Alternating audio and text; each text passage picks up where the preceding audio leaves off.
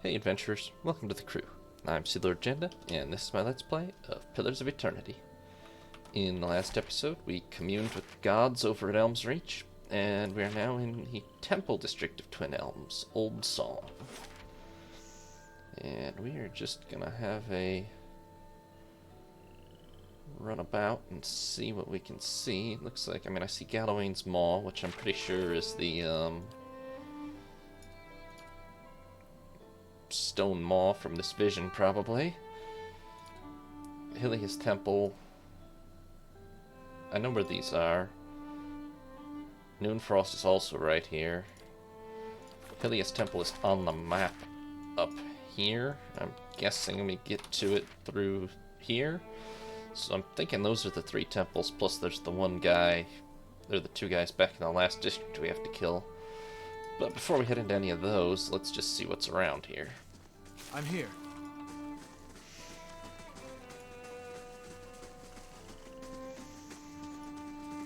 We can't stay down here. Someone must go to the nest eventually. Solid iron bars block a dark passage. They don't budge, and there doesn't appear to be any mechanism for raising them from the outside. Interesting. Who are you two? Two wood elves, a man and a woman, wear colorful robes embroidered with a matching emblem, a winged egg. Okay, these are the priests of Hylia. Oh, these are the two survivors we saw from the vision. How are we supposed to worship the Sky Mother from among the weeds, This is a disgrace. Apart from their clothing, they couldn't be more different. She folds her arms and continually scowls at the broken walls around them. He, on the other hand, mutters prayers. His shade-dappled face is tranquil as a cloudless sky. The woman rounds on her companion. Just how are... Well, she said it already.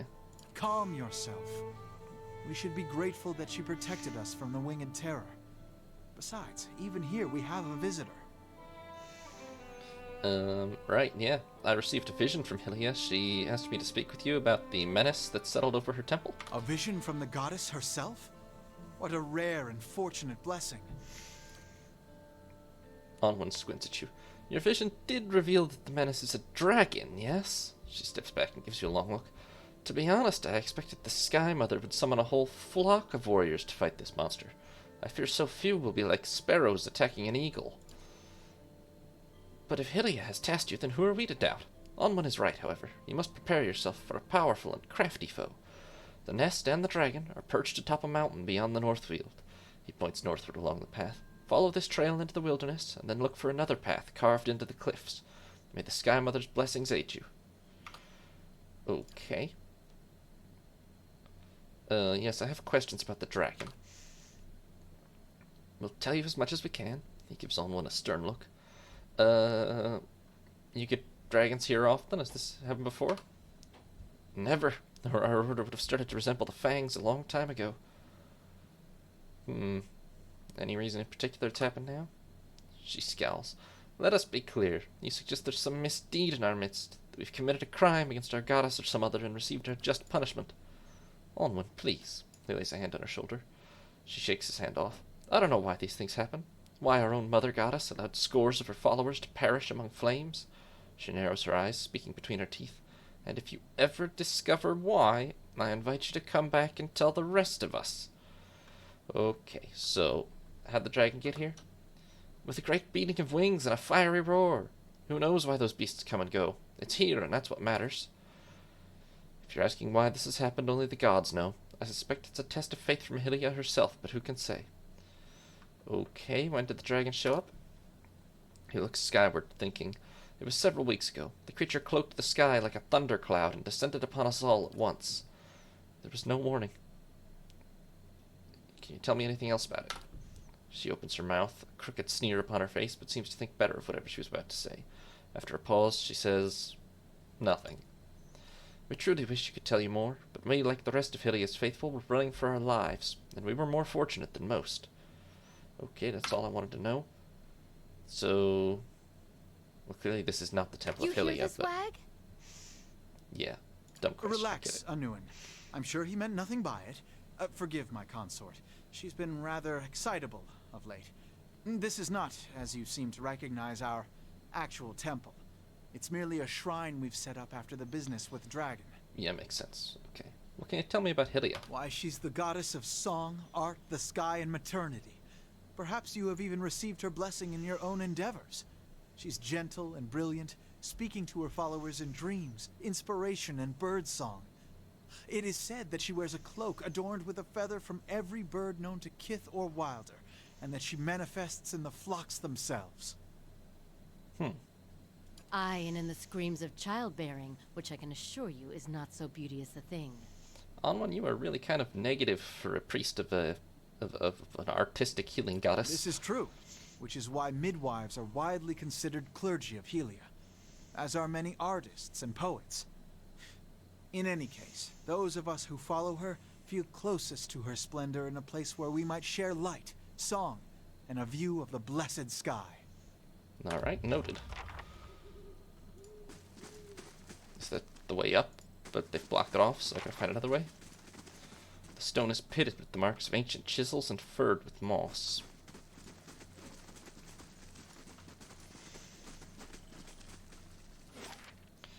Okay, I'm guessing these stairs go up to the Northweald. Yes. Okay, so that's how we go if we want to get to the Temple of Hylia. But there's two other temples right here. And there's the Burial Isle. I don't think we can go there until... Well, we could probably go there, but we can't... Oh. Ooh, torture racks. How nice. We could probably go there, but I don't think there's anything to do there, probably, until we can jump into the hole without dying, so maybe we'll check it out. But a chill hovers over the frozen lake, draining the air of warmth. What's this? Okay, this is Noonfrost. Remirgon's temple, right? A chill hovers over the... Oh, right, we got that. Cannot walk into the water. Oh, interesting. Okay, so it's not always icy like this. Oh, okay. Alright. A bunch of pale elves have moved in, and then the place is freezing, and it's not supposed to do that. Gotcha. What did Rimergon want me to do?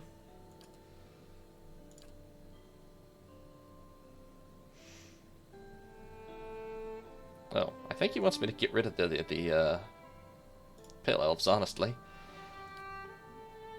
Because in the vision I sealed the gate that they're trying to open. So maybe he's annoyed by whatever they're doing. Okay, here's where I can get a boat to the Burial Isle. Builder's wisdom to you.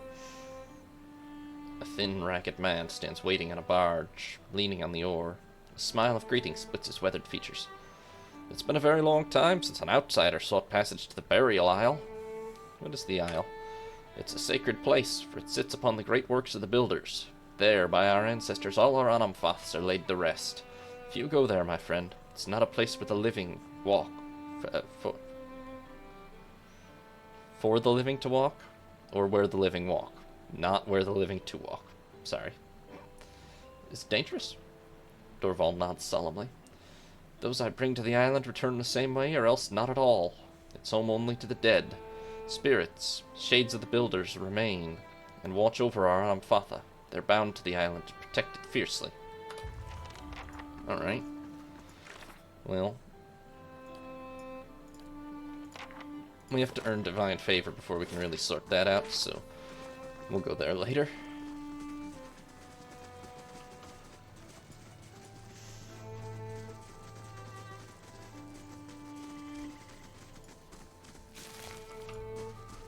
Deer cap.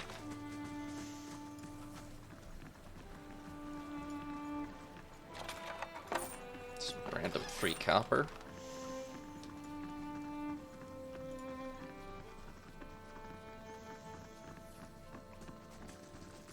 Everybody does seem to have a problem with the situation at the Ice Temple, I think. Is this Delim a person, or is that just a... What brings you here? Oh, it is, okay. Salutations, Estermore, the Urland chirps in a sing-song voice. I am known as Delim, chanter of Oldsong. I trust you're enjoying the beauty of this sacred place? Sure, what can you tell me about it? Oldsong's a sacred site, home to many of the builder's finest works. Gallowayne's Maw, Hylia's Temple, and Rimergon's Temple, known as Noonfrost, can be found here. He looks you up and down with a smile. Visitors are a rare sight in Oldsong. Whatever it is that brought you here, be thankful you have the privilege to see this place with your own eyes. Are you the local entertainer? I sing to entertain Oldsong's visitors, but alas, the crowds have thinned into little more than a trickle, the chill wind from Myrmidon's temples driving people away. Now I sing, but nobody listens. My music is without purpose. But I know of a solution, a way for me to make my songs warm and passionate, countering Myrmidon's incessant chill. The Orland smiles and reaches out with a grasping motion. All I need are a few rare songbirds. I could eat them and absorb their musical energy. With that kind of musical prowess in my soul, I could sing a song that could bring back the merry crowds. You want to eat a bunch of songbirds? Not sure it works that way. The Orland stares at you dumbfounded, before rolling his eyes and lecturing you. Eating the muscles of animals makes you stronger, right? And if you consume green stalks, do you not take on their pungent smell, even down to the water you pass? He smiles, pleased with his reasoning.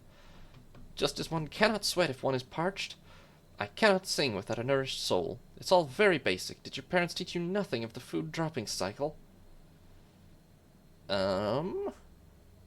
So because asparagus makes your pee smell, I should help you eat some songbirds. I would do it out of general principle of not declining quests, but I do need to make sure that it doesn't make Hylia angry, so hold on just a second. Let's see here.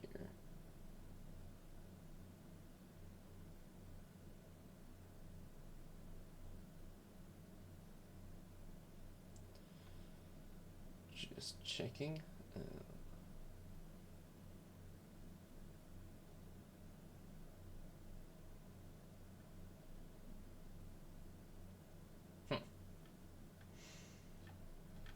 Apparently, Hylia doesn't care.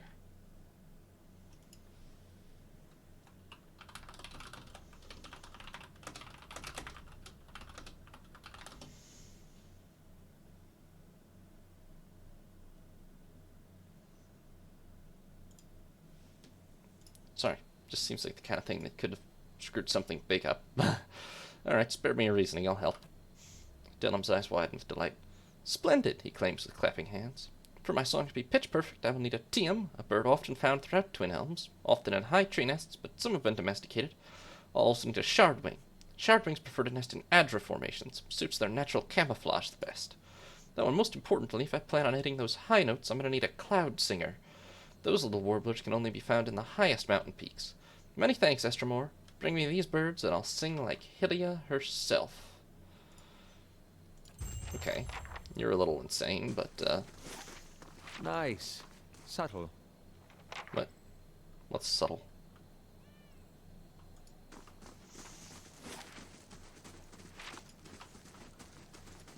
Or probably not subtle, but, there's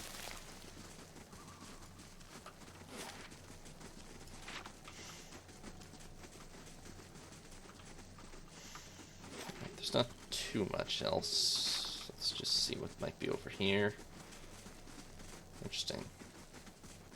Somebody is deep inside the maw. Where else? I don't know who's deep inside the maw, but somebody.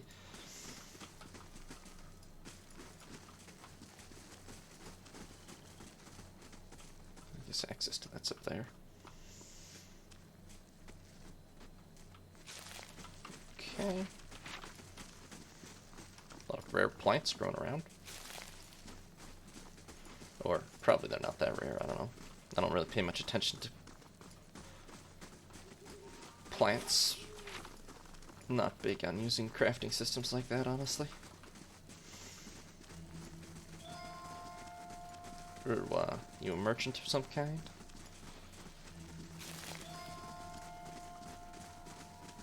Hail, Estremor. An Orland woman stares at the sky with an air of deep contemplation. She occasionally puffs from a wooden pipe, blowing smoke into perfect rings. What stands before me? She wipes her lips with the back of her hand. Her teeth, uneven and pointy, are stained red. I do not see Estremoran often. She picks the remains of an ochre root stuck in her gums. And believe me, I see many things. Perhaps you want to see them too, yes? She gestures behind her at an assortment of plants, roots, and files laying on the rug. Okay, what do you have for trade? I present these happily. Potions and plants, mainly. Nothing exciting.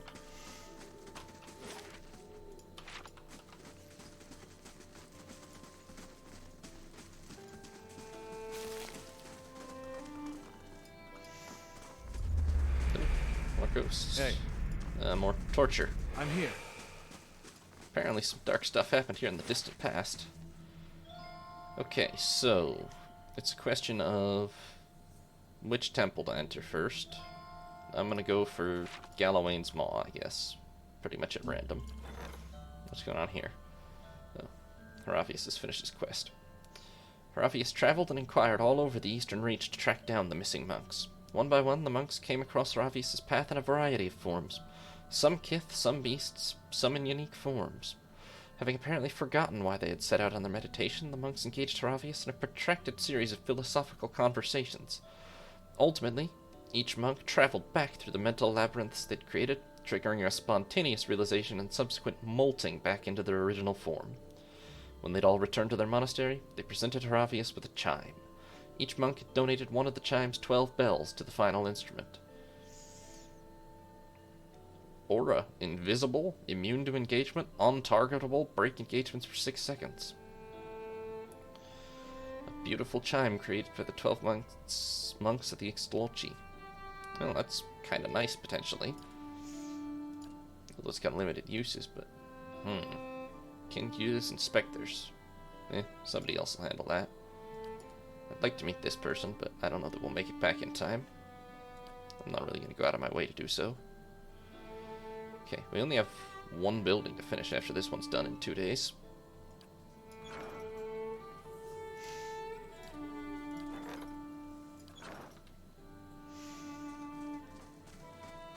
I should probably talk to Aloth.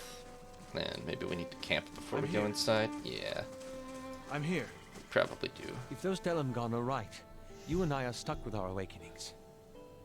Not quite the news I was hoping for.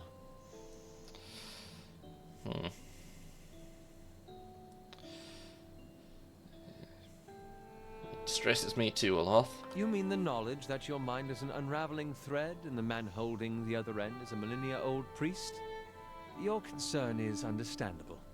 And while I hate to turn the subject back to myself, this all has me thinking about Isilmir.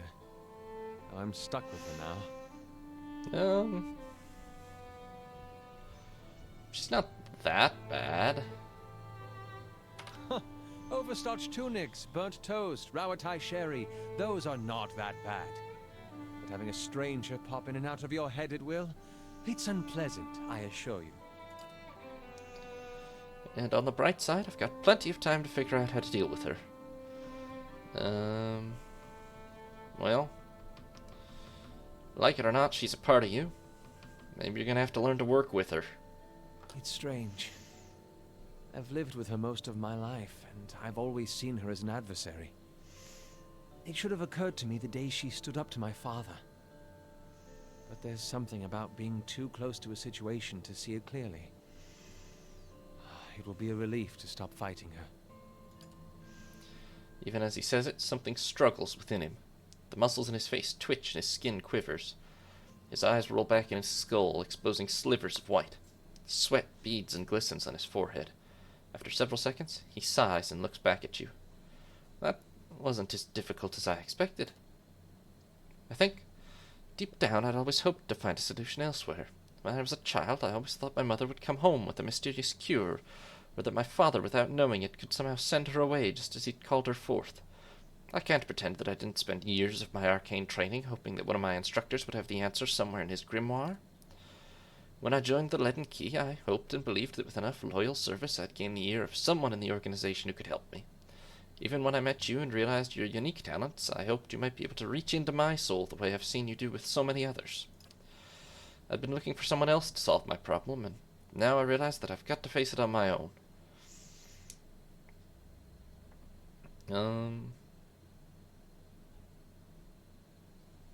Well, I suppose you, well, I don't want to not reassure him, but, you know, You search for answers elsewhere and find them in yourself, Aloth. That's a charming way to think of things. And not an unpleasant one either. That reminds me of something else the Delamgon said. About the gods not being real. He says it quietly, as if afraid someone might overhear him. Well, they also then told us to pray to the gods, so it can't be entirely true. Yes, I suppose so. Still, I can't help but worry at the state we'd be in if that was somehow true. If there were no power guiding us in this life and shepherding us to the next. Well, we can find our way without the gods, if so. I hope you're right. Anything else? Well, I feel like we've probably had this conversation, really. How exactly did you come to join the Leaden Key? As it often is with such follies, I was young and directionless. The Leaden Key promised some of the structure I was lacking, and they offered me a future far removed from service to my father's Earl. Animancy is possibly even more controversial in Aedir than it is here. The practice has been outlawed for 600 years, but prohibition is a way of breeding curiosity. The success and relative acceptance that animancy is found here and in the Valian republics spurred a renewed interest in Aedir. The Leaden Key began recruiting more aggressively, and I was in the final period of my training when one of my instructors reached out to me. He shrugs. As I said, it was a welcome departure from my father's plans, and after seeing a few of my colleagues abandon their studies in magic to pursue animancy in the republics, I was convinced that something needed to be done to stop the spread. So you made peace with Isilmir. What's that like? Relaxing. More so than I expected. As contentious as she is, I imagined that letting her in would merrily unleash the torrent. But now that I'm not fighting her, it seems she isn't fighting me. He sighs. And you were right. I found much to learn from her. Well, that's fast, considering it was 30 seconds ago that we had that conversation, but okay. Damn it, I still can't camp. Well, we can probably camp as soon as we go inside the temple, I bet. At once. There's a giant bear. Sounds like Galawain's temple might not be the safest. A dank, sultry draft issues from the cave within the beast's head. Condensation drips from the stone teeth. I mean, it would be super unsurprising if it was really dangerous inside. Galawain's whole deal is about struggle with the forces of nature and stuff. He probably only accepts worshippers that are capable of defending themselves. Well, that said, there's a lot of fangs in here. Can I camp now? Yep.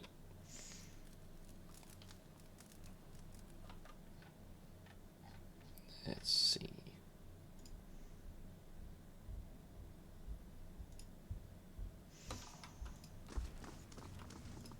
The viscous liquid gives off a sharp, metallic odor.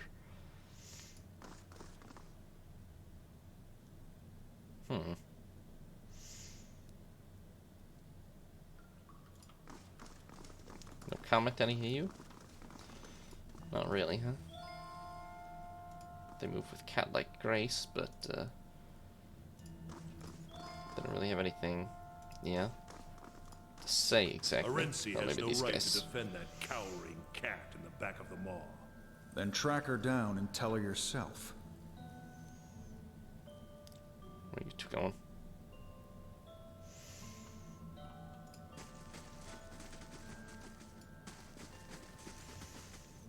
Okay. The stones at the edge of the chasm are slick and beaded with moisture. Seems there's a chasm. Ah, yes. The remains of a broken bridge, long collapsed, lead to a deep chasm. The other side of the bridge pierces through the mist at the far end of the chasm, hanging precariously over the steep fall. The broken stones of the bridge, weathered after centuries of disrepair, are scattered along the edge and side of the chasm. A thin mist rises from below.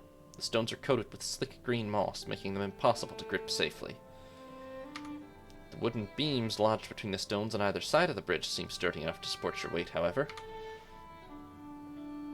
Okay, so we could maybe grappling hook our way across the cavern, possibly. Let's talk to these fangs first. I think one of them went this way.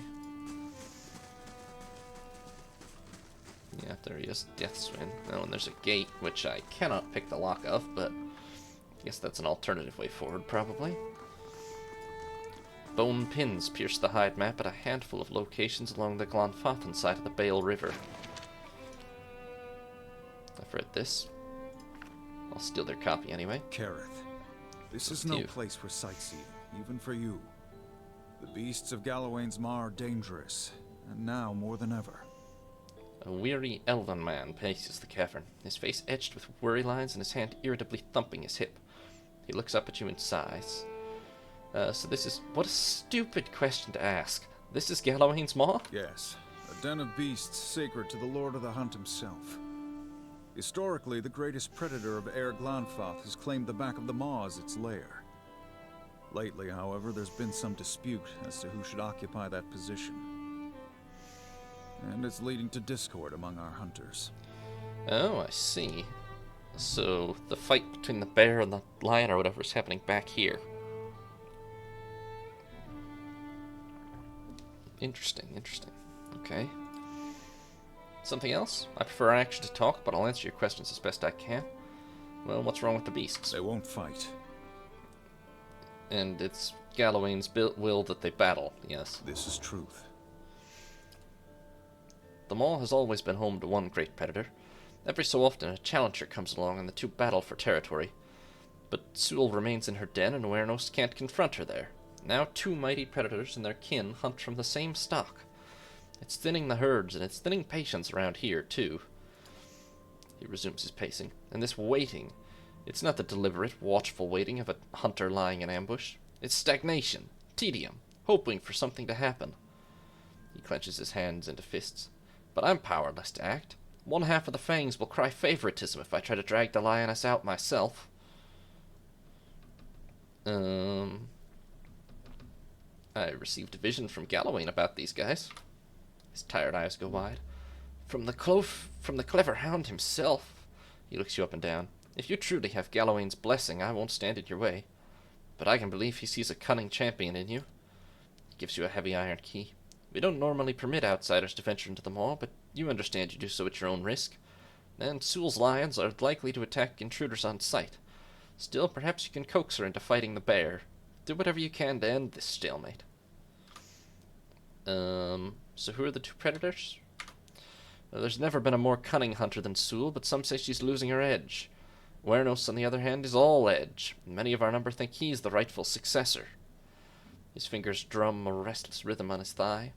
Blood's simmering. It's gonna boil over if a little doesn't spill soon. Who do you favor? He frowns. I see both sides. Sewell's cunning is unmatched, but Wernos is the mightier of the two. Both embody traits prized by Gallowayne. And who are you? Well, I'm the leader of the Fangs. We're an order of hunters and warriors devoted to Gallowayne, and we see the places of the builders remain pure. Not truly a tribe, but we do gather and argue like one. Our members come from all the tribes, but most of us were born Three-Tusk, Stelgar, Fisher Crane, and Keepers of the Stone, naturally. Alright, where's Sewell? Straight at the back of the Maw. He points down the halls on either side of him. You could get through either way, but mind where your feet step. The Maw's a dangerous place, and Sewell's pride and her advocates are on the alert. Okay, what about Wernos? Good question. Bear's out hunting right now, but he'll return soon. He's never gone for long. Okay, so he gave me the key to this. Great. I've apparently lost all my tax money to bandits or something. Okay, so I could go through there. I think there's others down here that I should talk to also.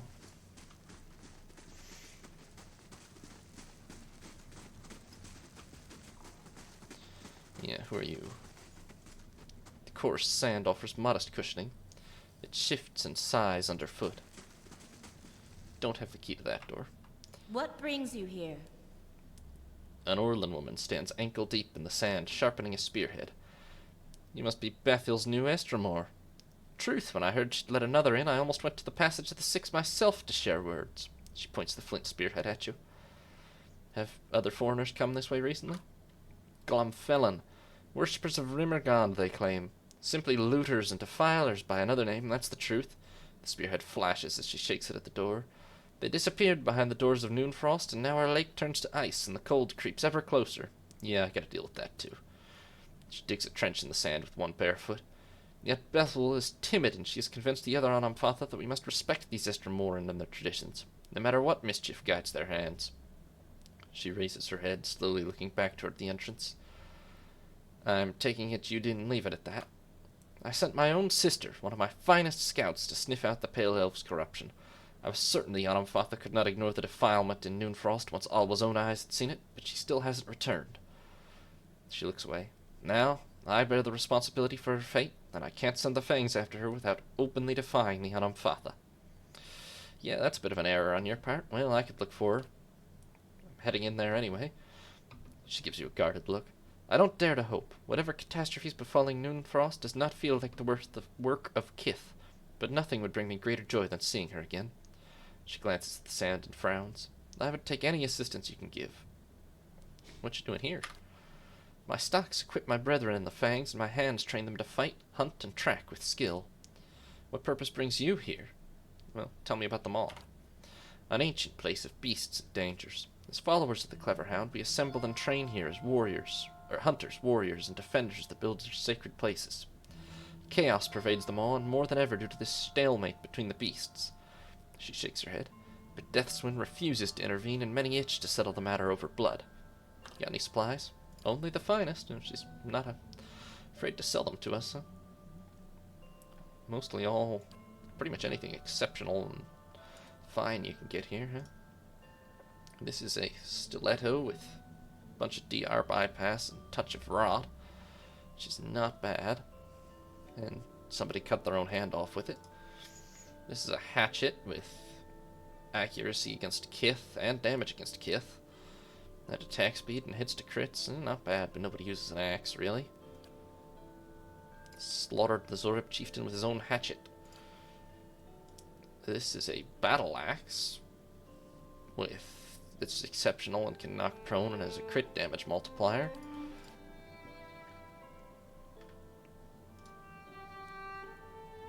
This is a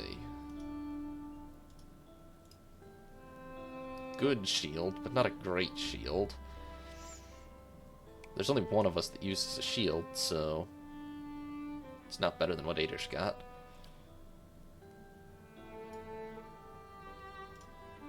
Oops. 7 Scolders worth.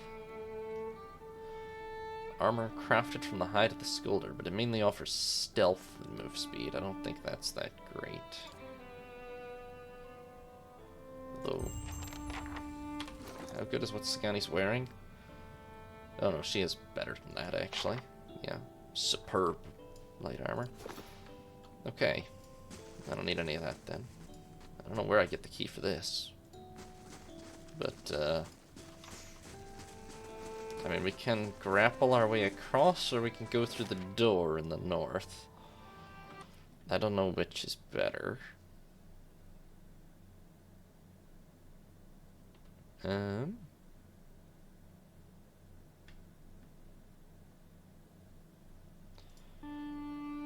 We'll just go through the north. We can use the grappling hook later if need be.